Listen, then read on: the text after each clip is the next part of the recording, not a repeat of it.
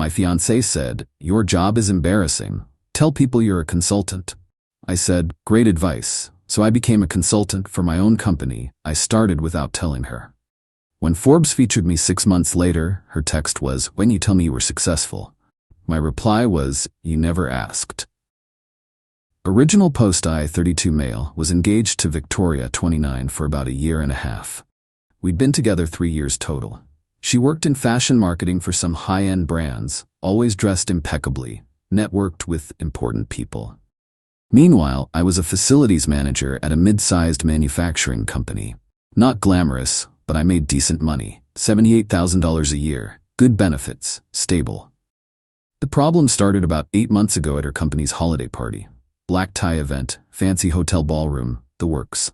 Victoria introduced me to her colleagues, and when they asked what I did, she jumped in before I could answer. "He's in consulting," she said smoothly. I blinked. "Actually, She squeezed my arm.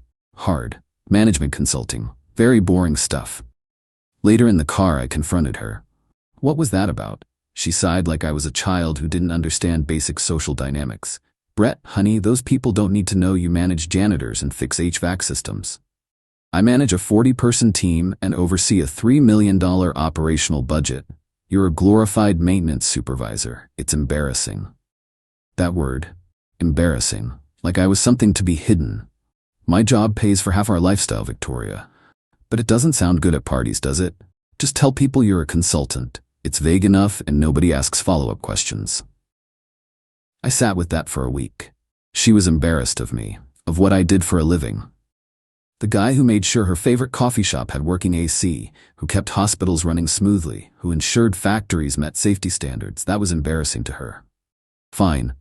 She wanted me to be a consultant? I'd be a consultant. I didn't quit my job. Not immediately. But I started something on the side. See, in facilities management, you learn a lot about efficiency, cost reduction, compliance, and operations.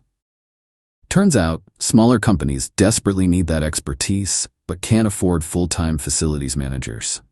So I started Meridian Operations Consulting. Just me, working evenings and weekends. My first client was a small medical practice whose energy bills were insane. I restructured their HVAC scheduling, renegotiated their maintenance contracts, and saved them $4,000 monthly. They referred me to 3 other practices. Victoria never asked about my side work. She'd see me on my laptop and assume I was watching YouTube or whatever. When I said I had consulting calls, she'd roll her eyes and say, "Sure, babe."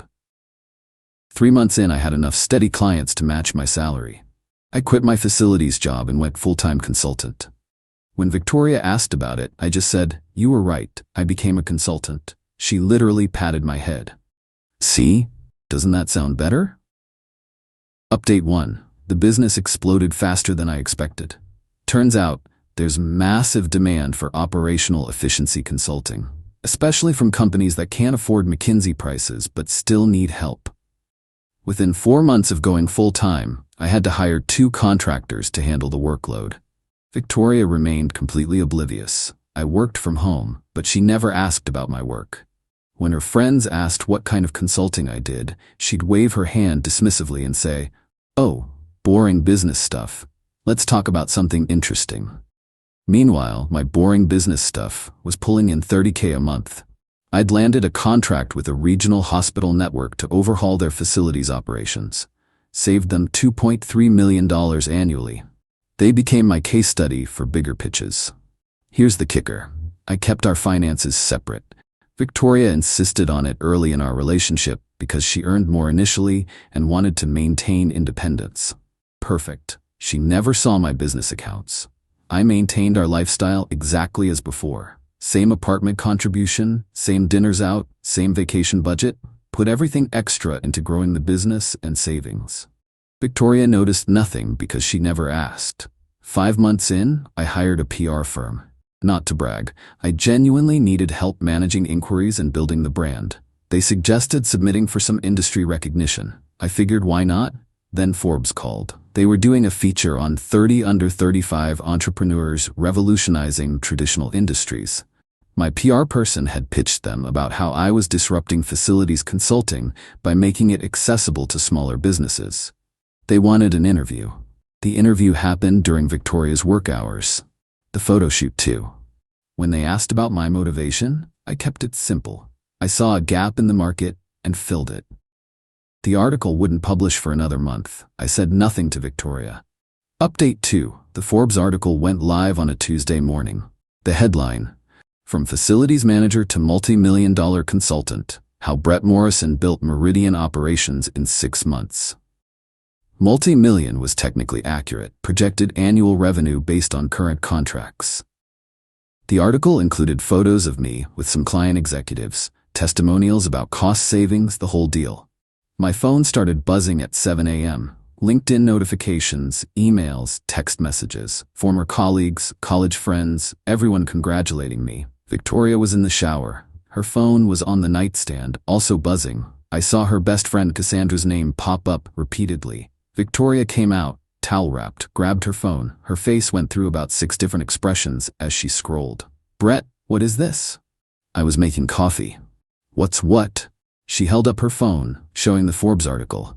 "This, why is Forbes writing about you?" "Oh, that, they wanted to feature the consulting firm." "What consulting firm?" "Meridian Operations, my company." She stared at me like I'd grown a second head. "Your company? Since when do you have a company?" "Since you told me to be a consultant, about 6 months ago." "Why didn't you tell me?" I sipped my coffee. "You never asked." She actually screamed. Like full-on screamed. "I never asked? You're in Forbes and you didn't think to mention it? You said my work was boring. You told people not to ask me about it at parties. Why would I burden you with the details?" Her phone kept buzzing. She was reading messages in real time, her face getting redder. "My friends are asking why I didn't tell them my fiancé was successful. Cassandra just sent me the article with, 'Girl, why were you hiding this?' What am I supposed to say? The truth? That you didn't know because you never asked about my embarrassing job?" She threw her phone on the bed. "This is insane. We're getting married in 4 months and you've been running a secret company?" "It's not secret. It's registered, has a website, pays taxes. You just never looked. Hell, I've been taking calls in front of you for months. You just assumed they weren't important." That's when the real kicker happened. Her phone rang. Her mom. Victoria answered on speaker. "Hi, Mom. Victoria Marie Thornton. I just saw the Forbes article that Jennifer forwarded me. Your fiancé is a millionaire and you never mentioned it? Do you know how this makes our family look?" "Mom, Jennifer's daughter's boyfriend just made partner at some law firm and she's been bragging for weeks. Meanwhile, your fiancé is in Forbes and I'm finding out from her? This is humiliating." Victoria hung up and glared at me. "You did this on purpose." "Did what? Became successful? Yeah, I guess I did." Update 3. The next few days were absolutely insane. Victoria went through the 5 stages of grief but somehow made each one about her. Denial. This has to be some mistake. Forbes must have exaggerated. I showed her our business bank statements, 6 figures in monthly revenue. She actually gasped. Anger. You lied to me. For months. I never lied. I told you I became a consultant. You literally patted my head like I was a dog who learned a trick. Bargaining. Okay, I shouldn't have called your job embarrassing, but we can work through this. We're a team. Are we? Because teammates usually know what position the other one plays. Depression. She cried to her friends about how I'd betrayed her. Posted vague Instagram stories about trust in relationships and going through something. Acceptance. This is where things got interesting. By day 3, Victoria had completely rewritten history. At a dinner with her friends, she was suddenly the supportive fiancé who'd encouraged me to start my own business. "I always knew Brett had potential," she said, while I sat there stunned.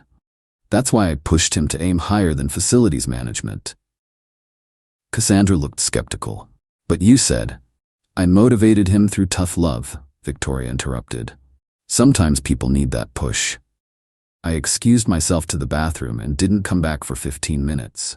When I returned, Victoria was showing them properties on her phone. "Now that Brett's business is doing well, we can finally upgrade. I'm thinking something downtown, maybe a penthouse." "We haven't discussed moving," I said. She laughed. "Don't be silly, babe. We can't stay in that tiny apartment now." That night, she tried to seduce me. Full lingerie, candles, the works. "I'm so proud of you," she whispered. "My successful man, We're gonna be such a power couple. I felt nothing. Absolutely nothing.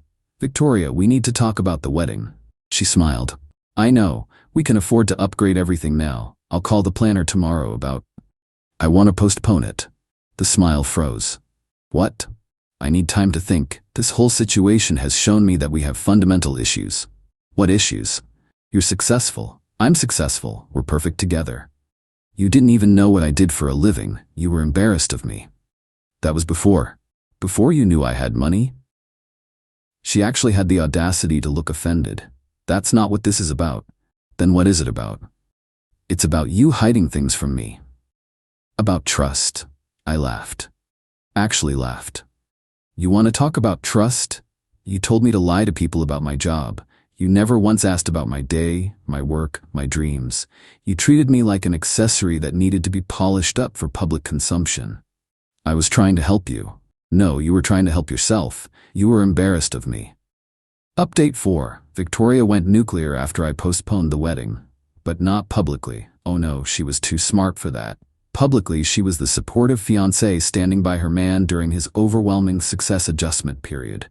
Privately, she unleashed psychological warfare. First, she tried to get access to the business. We're engaged, Brett. We should merge our finances now. It's what couples do. You wanted separate finances, remember? For independence? That was before you had a company. Partners share everything. We're not married. And the business is incorporated solely under my name. She then tried to insert herself into operations. Started showing up at my home office during client calls, dressed to the nines, introducing herself as co-founder.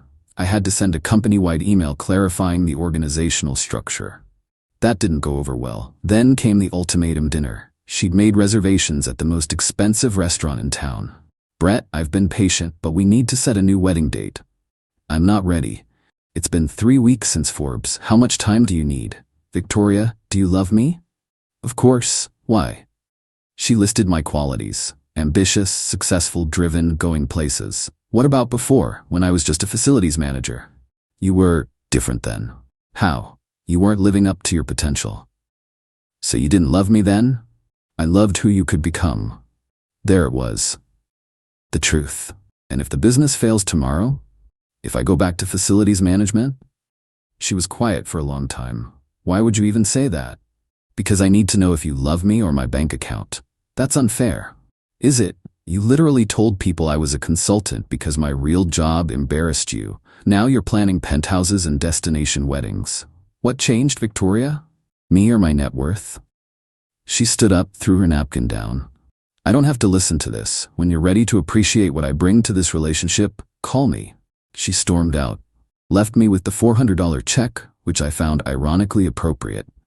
Update 5. Victoria's campaign to salvage our relationship lasted exactly 1 more week. During that time, she, 1. Had her mom call me about not throwing away something special. 2. Sent flowers to my office. I work from home, so they went to my apartment building's front desk. 3. Posted multiple Instagram photos of us with captions about weathering storms together. 4. Told mutual friends I was having a mental health crisis from the pressure. That last one pissed me off enough to take action. I called our mutual friends for a dinner party. My treat. Victoria wasn't invited. At dinner, after a few drinks, I pulled up my phone. So Victoria's been saying I'm having a mental health crisis. I want to show you all something. I played a recording. Yeah, I'd been recording our conversation since the Forbes article. Legal in our state as long as one party consents. Victoria's voice filled the private dining room. His job is embarrassing. He manages janitors. I just tell people he's a consultant, so I don't have to explain that my fiancé is basically a glorified maintenance man. Everyone went silent. Then another recording, from after Forbes. I always knew he had potential. I pushed him to be better. Really, I deserve credit for his success. Then the kicker, from our last fight. If he thinks I'm staying with him, if this business fails, he's delusional. I have standards. Our friend group exploded. Half were disgusted with Victoria, half were mad at me for recording her. I didn't care. The truth was out. Victoria called me screaming that night. You played private conversations to our friends? You told them I was mentally unstable.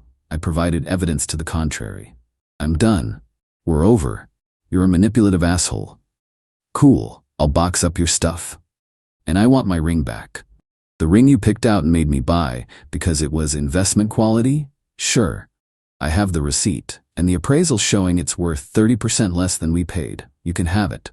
I also want compensation. For what? Emotional distress, defamation. You humiliated me.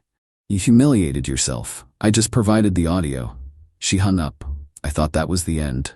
I was wrong. Final update. Victoria's final play was both predictable and pathetic.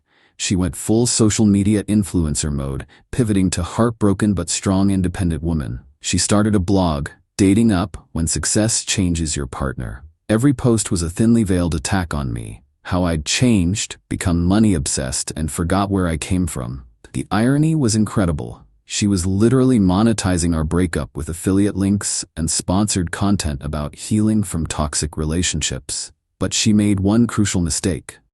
She included details about my business, claiming she'd been an unofficial advisor and demanding credit for my success.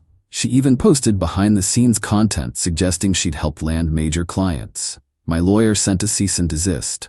She ignored it. So I did what any good consultant would do. I provided data. I created a simple website, The Truth About Meridian Operations. Timeline of the company's founding, all documentation showing sole ownership, client testimonials specifically stating they'd never met Victoria, and the kicker, a recording of her saying, "I don't care about your boring business stuff," when I tried to tell her about landing the hospital contract. But I didn't publish it.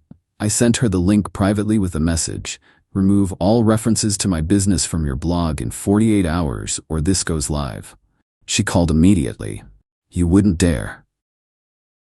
Try me. This is blackmail. This is conflicts management. You want to monetize our breakup? Fine, but you don't get to lie about my business. I'll sue you."